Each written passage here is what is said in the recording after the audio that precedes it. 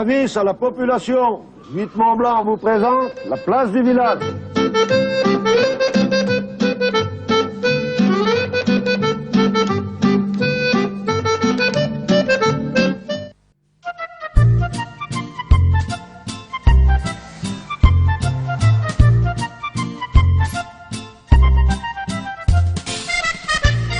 Bonjour à tous, émission aujourd'hui, rencontre avec un parcours de vie.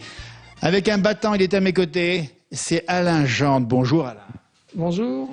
À ses côtés, son papa Henri. Bonjour Henri. Bonjour. Nous sommes à Aix-les-Bains et on va parler avec Alain et son papa d'une maladie que vous connaissez certainement. La maladie, c'est la myopathie de Duchenne. Mais on ne parlera pas que de ça, bien sûr. On parlera de ce que fait Alain au quotidien, de ce qu'il a déjà fait.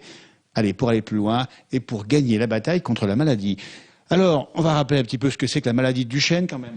Donc la myopathie de Duchenne, c'est une maladie neuromusculaire qui touche tous les muscles du corps. Et c'est une maladie évolutive. D'accord. Donc on dit bien que le Téléthon qu'on voit en fin d'année régulièrement, et vous y étiez d'ailleurs au dernier Téléthon en 2015, vous étiez d'ailleurs le représentant du département de la Savoie, le Téléthon a mis en évidence, il a fait connaître cette maladie. Alors oui, grâce au Téléthon, grâce au combat des familles, puisque grâce à l'association donc l'AFM, qui s'est créée dans les années 50, je ne sais plus exactement en quelle année, et à la base c'est des familles de malades en fait, et des parents et des familles qui se sont réunis pour parce qu'ils ont vu que leurs enfants avaient cette pathologie et ils ont voulu comprendre, se réunir tous ensemble. Et donc c'est grâce à eux que c'est les familles qui sont allées trouver, grâce à l'AFM, les chercheurs pour les motiver, les intéresser à chercher sur nos maladies. En fait. Et voilà, et ça a cherché, et donc ça a trouvé aussi. Ça trouve aussi, puisque il y a 30 ans en arrière, on n'en entendait pas parler, et aujourd'hui on parle de médicaments, donc il y a quand même une grosse progression. C'est ce qu'il faut savoir. Petit à petit, je pense qu'on arrivera à soigner certaines maladies neuromusculaires. Alors, on explique bien que pour vous, c'est assez rapidement à la naissance, vous vous êtes rendu compte qu'il y avait un petit souci, c'est ça? Alors, il a eu un petit souci au bout de 18 mois. Alain ne marchait pas, donc on est allé voir le pédiatre. Le pédiatre nous a dirigés vers le docteur Verchera à l'époque à Chambéry, qui lui nous a dirigés ensuite devant le professeur Cordier à l'Hôtel Dieu à Lyon. Et c'est là qu'on a découvert ce que c'était qu'une myopathie. Pour nous, c'était inconnu. Bien, Alain, vous aurez 30 ans cette année, le 8 novembre prochain. Ouais. C'est ça, hein? Ouais. Alors, effectivement, à l'époque, on ne savait pas grand-chose. Non, c'est bien pour ça que quand on nous a appris le diagnostic et tout, on ne savait pas trop où on allait.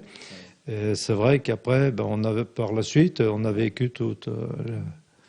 Alors là, parce qu'on expliquait, donc vous êtes petit gamin, et puis arrive un beau jour, vous étiez encore jeune, il vous faut un fauteuil, Alain. Et donc, on va dire que j'ai marché jusqu'à l'âge de 9 ans. Et donc, à 9 ans, la maladie a commencé à se montrer. Et en l'espace d'un an, j'ai perdu donc l'usage de la marche.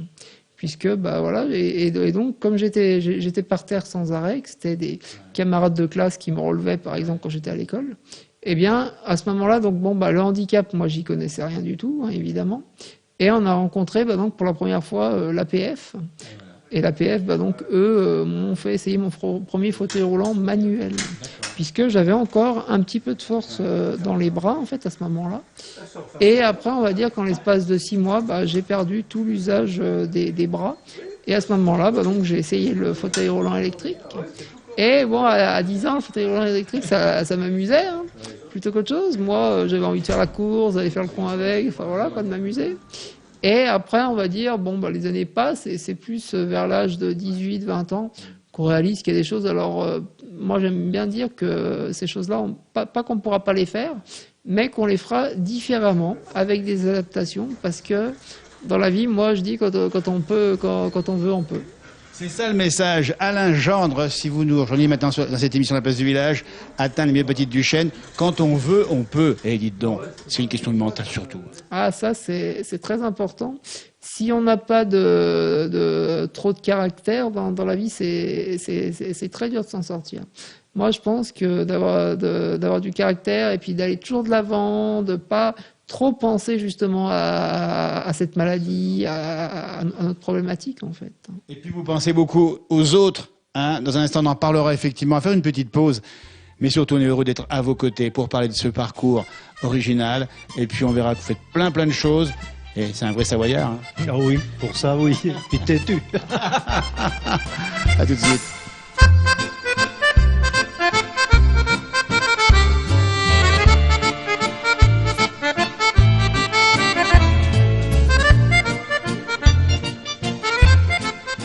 Alain Gendre nous reçoit avec son papa. Nous sommes à Aix-les-Bains et on parle de la myopathie de Duchenne.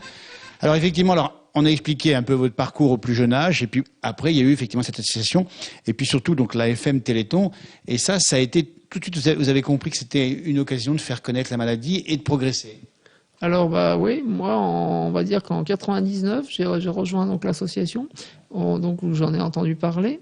Et donc à ce moment-là, voilà, on a intégré et on a rejoint donc la délégation des familles de Savoie, où en 2002, donc on a créé la délégation en Savoie, puisqu'à l'époque il y avait une délégation, mais que en Haute-Savoie, et donc au début on faisait partie de la Haute-Savoie aussi, et après on a donc créé cette délégation en Savoie. Et là, donc on est là pour apporter un soutien aux familles, des renseignements, les orienter, vraiment les aider au quotidien, même aussi pour chez eux, le matériel, l'installation, enfin tout ça, et puis aussi savoir où en est la recherche. Et la FM, donc tout au long de l'année, fait aussi des activités. Et on fait aussi des sorties, des pique-niques, on va avoir des spectacles. Enfin, on essaye de faire un côté convivial parce que il y a certaines personnes on va dire qui s'isolent un peu de la vie et tout parce qu'ils ont cette maladie. Et voilà quoi, c'est important qu'ils puissent aussi avoir une vie sociale. Quoi.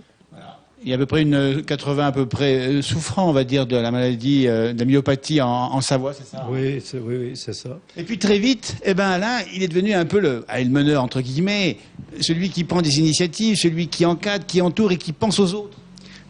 En fait, grâce à la FM, évidemment, j'ai connu donc une association sur Grenoble qui s'appelle Performande. Et donc là, c'est les personnes handicapées directement qui forment les futurs auxiliaires de vie. Et donc, qui mieux que les personnes concernées pour donner ce savoir, en fait. Toute cette richesse au quotidien, voilà. Alors ça, c'est extrêmement intéressant. Vous voyez, Alain, qui va donner des cours un petit peu, c'est ça, former au fond les gens qui vont encadrer les handicapés. Et tu l'as très bien dit, mais comment, qui mieux que vous, peut expliquer comment s'y prendre? Ouais, comme tu dis, c'est s'y prendre physiquement, mais peut-être aussi psychologiquement également. Ah ouais, psychologiquement, c'est bien, puisque les futurs auxiliaires de vie ont la personne en face d'eux, donc ils ont vraiment le vrai discours. Et il y a, d'ailleurs, ça détend justement l'atmosphère et ça crée un lien entre les personnes, en fait. Parce que c'est la question aussi, finalement, Alain et Henri, du handicap. C'est que comment nous, valides, et encore qu'on soit tous handicapés, comment on regarde le handicap? Alors, en fait, dans la société française, ça a quand même évolué. Là, ça va quand même de mieux en mieux. Il y a encore du boulot, hein, on va pas se le cacher. Mais au niveau, on va dire, accessibilité, tout ça, ça avance quand même. Ça avance, c'est quand même mieux qu'il y a une quinzaine d'années quand même. Si, ça avance. Puis après, voilà, il faut, de plus en plus, je vois maintenant, moi, au quotidien, dans les médias, on entend parler beaucoup des personnes handicapées en ce moment. Et ça, c'est très bien parce que justement, grâce à vous, par les médias, tout ça, ça fera passer justement cette image et qu'on est comme tout le monde en fait. Et qu'on est tous, on va dire, si on veut, égaux, quoi. Il y en a certains qui vont peut-être pas être d'accord, mais voilà, quoi. On est tous quelque part un peu handicapés, plus ou moins, finalement, c'est ça. Hein. Quelque part, tout le monde a un handicap. Déjà, la timidité quand quelqu'un est timide, ça peut être un handicap énorme, quoi. Et puis après, on a tous nos petits soucis, mais chacun a son handicap, en fait, si on regarde bien. Et c'est ça qui est sympa, Alain. Regardez, il a le sourire extraordinaire. C'est un tempérament extraordinaire. Ah oui, depuis longtemps. Hein. Moi, Petit, il était comme ça déjà aussi. Ouais. Depuis tout petit, moi, je peux dire qu'il m'a fait faire certaines choses que j'aurais jamais fait auparavant. Hein. Il m'a emmené à l'époque où ils avaient leur groupe de rap, il m'a emmené à Urban Peace, au Stade de France. Je suis arrivé là-bas, les gens me disaient mais qu'est-ce que vous venez faire ici? Je disais j'accompagne des personnes handicapées et les jeunes me disaient venez boire un coup, c'était sympa comme tout. C'est vrai qu'avec son groupe de rap, c'était pas ma culture à moi, mais j'ai quand même suivi quoi. Je les ai transportés, j'allais avec eux. Et c'est vrai que ça nous a permis aussi de faire des voyages. On est parti quand même à New York. C'est tout lui qui a préparé tout, le voyage et tout. Et il est quand même resté 8 heures dans l'avion sans pouvoir bouger. Parce que dans un avion, il faut savoir que on arrive déjà à l'aéroport 2 heures avant de prendre l'avion. Et donc on se présente à un service. Après, on vous monte dans l'avion. On transfère du fauteuil électrique sur un tout petit siège qui est tout petit. On vous attache dessus. Le siège, lui, le fauteuil roulant, il va dans la soute de l'avion. Moi, je suis parti de Genève. Et donc après, on vous met donc sur un siège d'avion. Et dans l'avion, les WC, faut même pas y compter, quoi. C'est pas accessible. C'est déjà très difficile pour quelqu'un qui est valide. Et donc, moi, pendant 8 heures, oui, j'étais motivé. Je voulais aller voir New York. C'était mon rêve. Et voilà, je me suis retenu d'aller au WC pendant 8 heures. Voilà, quand on veut, on peut. Et il l'a fait, il a vu New York. Alors quand on voit New York, dites donc. Là, c'est une toute autre vie, en fait, puisque là-bas, moi, je vais parler tout de suite, en fait, de la condition des personnes handicapées. Là-bas, une personne handicapée vit une vie tout à fait normale, 100% normale, comme tout le monde. Et je veux dire, ici, en France, faut être réaliste. De temps en temps, il y a un peu un regard des gens sur la différence, mais c'est pas que sur le handicap, c'est sur la différence en général. Mais voilà. Et donc là-bas, on sent pas du tout ce regard pesant. Les gens ne vous regardent pas pesamment. En fait, après c'est New York, c'est la Big Apple. Voilà, c'est ça. Mais les gens, on va pas dire que c'est tous des grands amis, mais ils se respectent les uns les autres, quoi. Et là-bas, donc, tout est accessible, en fait. Tous les bâtiments sont accessibles, même les vieux bâtiments qu'en France, soi-disant, on peut pas rendre accessibles. Là-bas, ils ont tous des rampes amovibles, des choses. Vous vous présentez, vous croyez que c'est pas accessible? Non, non. On arrive, monsieur, on va vous mettre une rampe, tout ça, on installe la rampe, on t'accueille. Et là-bas aussi, les bus, les transports en commun, tout est accessible. Après, le métro de New York, est un peu ancien, un peu vieux. Mais il y a possibilité aussi, si tu veux. Fake love, no love, you get the slug. CB4 gusto, your luck low. I didn't know till I was drunk though. You freak niggas played out, get fucked and ate out. Prostitute turned bitch, I got the gauge out. 96 ways I made out. Montana way, the good FELL. Parle-moi, Alain, du rap quand même. On a parlé de ton papa, du rap. C'est venu quand et ça t'apporte quoi justement? Parce que c'est aussi des mots, puis c'est aussi une évasion. Alors ça, moi, le rap, en fait, je l'ai connu quand j'étais à l'école déjà. Parce que quand j'étais ado, j'étais dans un centre spécialisé sur Chambéry. Après, donc j'ai passé 10 ans là-bas et donc j'ai grandi en fait là-bas. Et donc j'ai rencontré des camarades en fait. Et puis dont mon meilleur ami Younes El Ouali. Et donc on a monté un groupe de rap en fait parce que c'était notre passion, on en écoutait souvent tout ça. Et en fait, mes deux collègues, en fait, c'est eux donc qui sont à l'origine du groupe. Ils se sont rendus compte que tous les deux, ils écrivaient des textes en fait, chacun de leur côté. Et un jour, ils ont dit, mais pourquoi on n'écrirait pas un texte commun? Et ils ont écrit un texte commun. Moi, à cette époque-là, j'étais dans la passion du DJ, tout ça, ça m'attirait, tout ça. Et ils m'ont dit, pourquoi tu ne deviendrais pas notre DJ? Et donc ça, c'était en 1997. Et donc on a monté le groupe en 97. Après, on a eu pas mal d'événements. Et petit à petit, on s'est fait connaître grâce à Internet. Et justement, au début des années 2000, tous les gens commençaient à avoir Internet chez eux, en fait. Et j'avais créé donc une page MySpace à l'époque. Je crois que ça n'existe plus. Et donc, on a eu plus de 160 000 visites. Quand même, c'est énorme. Et des gens de toute la France, quoi. Toute la France, mais c'est même arrivé des personnes d'Europe, des États-Unis. Et donc là, et donc en 2007, on a eu l'occasion de monter à France Télévisions où là on a chanté pour le Téléthon en fait, en direct à la télé. Alain, en 2015, pour le Téléthon, et vous en rappelez certainement décembre 2015, vous étiez le parrain pour la Savoie. Alors donc oui, parce que moi ça fait des années, on va revenir qu'on milite dans l'association, la FM, tout ça, qu'on va sur le terrain, qu'on va vendre des choses pour le Téléthon, on fait une manifestation à l'hôpital de Chambéry, tout ça. Et donc on connaît donc la coordination Téléthon. Et là donc la coordinatrice Téléthon qui était donc Claudie Jacquet m'a donc demandé est-ce que j'accepterais d'être le parrain du Téléthon donc pour l'édition pour la Savoie pour 2015. Moi c'est vrai que les autres années ça a toujours été des sportifs ou des gens assez connus quand même. Et là j'ai accepté parce que j'ai trouvé ça bien qu'on mette une personne concernée par la maladie en tant que parrain.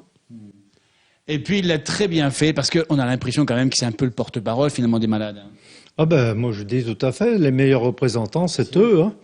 Concernés par la maladie, c'est vrai que ça peut faire bouger les choses. Hein. Les choses bougent justement, et on va le dire, dis donc, Alain, les choses bougent, et l'espoir, franchement, c'est que on puisse arrêter la maladie, voire la rendre réversible. Qu'est-ce que tu attends de cette recherche? Alors moi, pour moi, je me fais pas trop d'illusions, mais j'aimerais qu'on trouve le traitement, et puis moi, en tout cas, je continuerai le combat jusqu'à la fin, ça c'est clair. Ça, ouais. Qu'est-ce qu'il faut dire, Alain? Il y a la caméra de la 8 Montblanc de la place du village ici. Qu'est-ce qu'il faut dire à ceux qui nous écoutent, et ils sont nombreux ici, sur le Téléthon? Est-ce qu'il faut donner? Est-ce qu'il faut vous soutenir? Vous avez besoin de quoi exactement? En fait, nous, c'est surtout les dons des personnes et aussi la générosité des bénévoles. On recherche de plus en plus de bénévoles parce que c'est une réalité aussi de notre époque. Il y a de moins en moins de bénévoles dans les associations. Et on manque énormément, quoi. Alors que les bénévoles, c'est vraiment la manœuvre première, quoi. Sinon, une association ne tourne pas. Et donc, on a besoin énormément de bénévoles pour participer à la collecte et nous aider à vendre, aller sur le terrain, aller sensibiliser les gens à ces questions.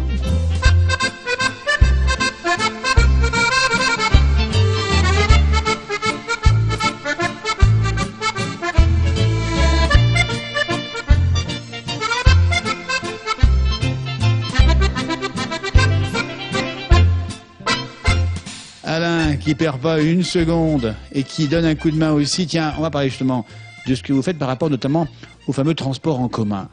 Alors déjà, à la ville d'Aix-les-Bains, on s'est battu pendant 15 ans déjà pour que les bus deviennent accessibles. Et ça, et pour avoir un transport donc adapté donc de porte à porte pour les personnes handicapées. Et ça, c'est vraiment nouveau en fait. Et on apprécie que ce soit enfin mis en place. Et sinon, donc, l'année dernière et cette année, j'ai participé avec l'APF à une sensibilisation donc pour les chauffeurs de Transdev, où là, on forme en fait des chauffeurs qui sont eux formateurs de leurs collègues en fait, et on les forme, on les sensibilise au handicap, à tous les différents types d'accueil, de situations qu'ils pourraient vivre. Alors autant avec une personne myopathe, qu'une personne tétraplégique, paraplégique, aveugle, malvoyante, sourde, enfin vraiment tous les cas. Et ça se passe donc pendant une journée entière. Et généralement, à la fin de la journée, les chauffeurs nous disent qu'ils ont appris énormément, quoi. Alain Gendre, atteint de la myopathie de Duchenne, qui donne des conseils, et c'est le mieux placé peut-être pour le faire, et pour que la société, c'est la question au fond, que la société ait un regard différent sur le handicap. En fait, une personne handicapée, en fait, elle est comme vous, elle est comme toi, enfin, voilà, quoi. Une personne handicapée, en fait, c'est une personne. C'est un être humain, en fait. Et puis les copains, ils sont ravis d'avoir un copain comme Alain. Ah oui, tout à fait. Hein. Surtout qu'en plus, il a un fauteuil qui s'élève, donc il est à la même hauteur que les personnes valides. Ah oui, d'accord. Pour les concerts, c'est super. On va y montrer ça. On va faire une démonstration justement, tiens, du fameux fauteuil. Parce que là aussi, les fauteuils coûtent souvent cher, c'est ça, hein? Ah oui. Le fauteuil comme Alain vaut 16 000 €. Hein. Ah oui. Allez, donc là, explique-nous. Bah, les fauteuils roulants, donc ça vaut très cher. Et bon, aussi, quelque part, ce qui fait que c'est aussi cher, c'est qu'il y a que quelques entreprises, en fait, qui ont le monopole. Et donc, bah, ils peuvent pratiquer quelque part, bon, ils vont peut-être pas être d'accord, eux, mais ils peuvent pratiquer un peu les prix qu'ils ont envie, quoi. C'est eux qui décident. Ton plaisir, c'est quoi? Ça va faire un petit tour à Aix-les-Bains? Ah, moi, j'adore aller faire un tour, j'adore aller visiter des nouveaux endroits. Après, bah, comme tout le monde, j'aime voyager, j'aime rencontrer de nouvelles personnes. Enfin. Le cinéma aussi, Ouais, parce que aussi, ah bah ça, le cinéma, j'adore ça, quoi. Je suis très, très cinéphile, et puis on va dire que je m'intéresse à beaucoup de choses, en fait. Moi, je vais pas voir qu'un certain type de film, en fait. Je vais voir un peu toutes sortes, et puis j'aime bien. Bon, après, je suis vraiment un passionné, hein. J'aime bien voir les façons les cadrages, les façons de filmer, comment ils ont joué la scène, enfin, voilà, même les éclairages, les lumières, les trucs. Enfin, ça m'intéresse, quoi, tout Il n'y ça. a pas que l'histoire, il y a tout ce qu'il y a, le background aussi. Ça, Ouais, le background. Ouais. Et puis alors, Alain, donc, on va le dire, on est amis Facebook, Alain, et des fois on échange et on voit tes centres d'intérêt. Il y en a plein, effectivement. Ah bah moi en fait je profite justement de Facebook pour continuer en fait mon combat déjà que je fais tous les jours au quotidien on va dire de militant, quoi. Et donc grâce à Facebook, et ben moi je m'intéresse à toutes sortes de choses que font les personnes handicapées et tout. Et j'y mets en avance que bon bah je suis suivi par pas mal de personnes qui me suivent, tout ça. Et donc j'aime partager tous ces articles, tout ça. Et donc voilà, quoi, si vous voulez venir me rejoindre, c'est Alain Gendre, hein, sur Facebook. Ça s'inscrit à l'instant sur l'écran. Et puis c'est le ton, dites donc, c'est le ton d'Alain qu'on entend ici avec le sourire, tout ça. C'est quand même super, et c'est super positif. Ah oui, Alain, il a toujours été positif. Pour ça, c'est un gars qui est super. Moi, je le dis souvent, hein, parce que il y a beaucoup de choses que j'aurais jamais fait qui m'obligent à aller de l'avant. Hein. Ouais. C'est ce qui fait que je le suis de partout, quoi. Hein. Et donc, bah ouais, donc un grand merci à mon papa qui, depuis tout petit, depuis que j'ai cette maladie, qui me suit partout et bah, qui vient dans toutes mes aventures, dans toutes mes, voilà, quoi. Des fois, on s'est retrouvé dans des drôles de situations, mais c'est pas grave, on assume, on fait avec. Il y a une belle complicité tous les deux. Tout le temps. Ah ouais, pour ça a toujours été.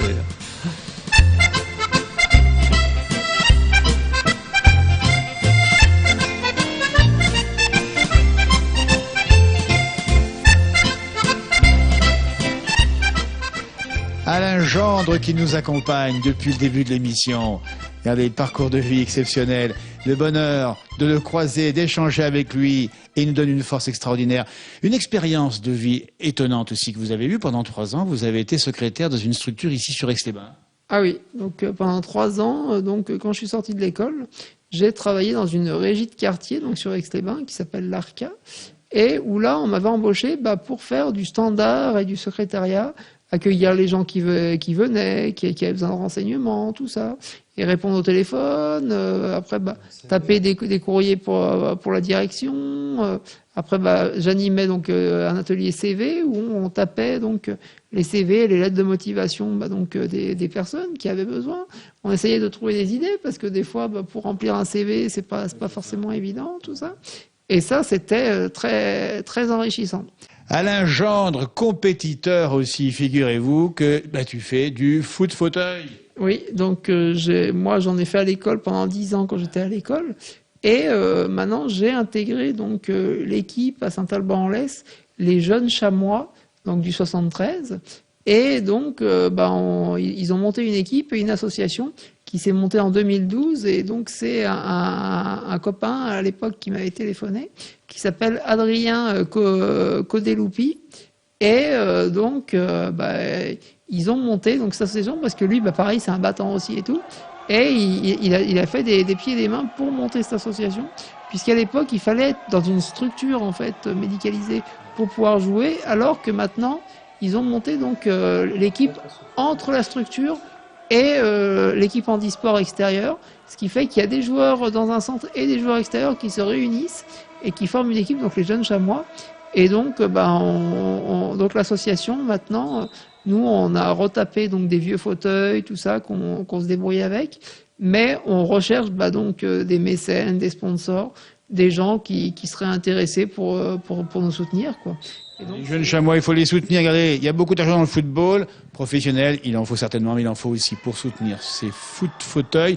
Un petit clin d'œil, Alain, à Béatrice, ta sœur. donc Béatrice, ma grande sœur, donc qui a donc elle et ses 3 enfants, et donc dont la dernière qui va avoir 2 ans là, qui va avoir 2 ans au mois de juin. Donc Lana, Robin et puis Ambre.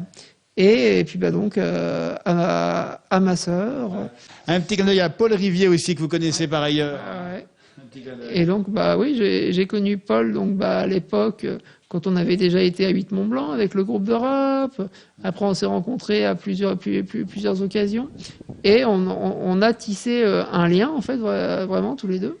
Et on va dire que Paul Rivier, ouais, c'est un grand homme, moi je trouve. C'est un grand homme, mais j'aime sa simplicité en fait. Ça c'est génial, quoi. Un grand merci à tous les deux, parce que pour tout vous dire, c'est une belle rencontre, une rencontre pleine d'espoir. Et quand on vous croise, Alain, on a encore plus d'énergie. J'espère. Et puis on continue le combat, quoi. Et qu'on va regarder Alain Gendre, Facebook, n'hésitez surtout pas. Allez le voir, échanger avec lui. Vous allez voir, moi je suis déjà ami avec lui, on apprend plein de choses. Et bravo aussi au papa, Henri. Oui, et puis aussi, il faut penser qu'on est le 30e Téléthon cette année. Absolument. Donc, on espère bien que ça va booster beaucoup de monde. Je voudrais remercier les donateurs et tous les organisateurs et tout, parce que c'est quand même un gros travail qui représente pratiquement 6 mois de l'année. Donc, vive le 30e Téléthon et à bientôt. Et à bientôt, Alain, on le reverra à la télé. Merci. Et puis, tout ça pour la vie, c'est ça l'essentiel. Merci de nous avoir suivis. Merci encore à Gabin Veller à la caméra. Nous étions à Aix-les-Bains aujourd'hui avec Alain Gendre et son papa, Arvipa. Et à bientôt. Merci encore à vous. Au revoir.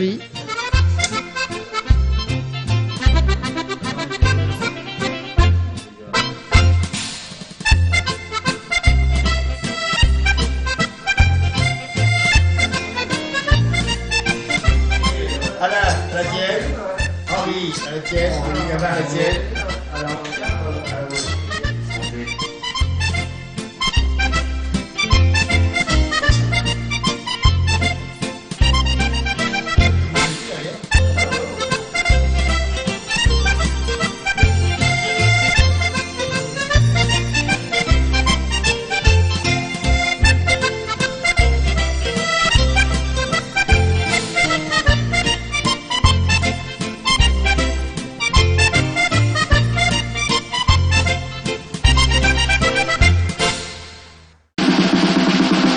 Avis à la population, 8 Mont-Blanc vous a présenté la place du village.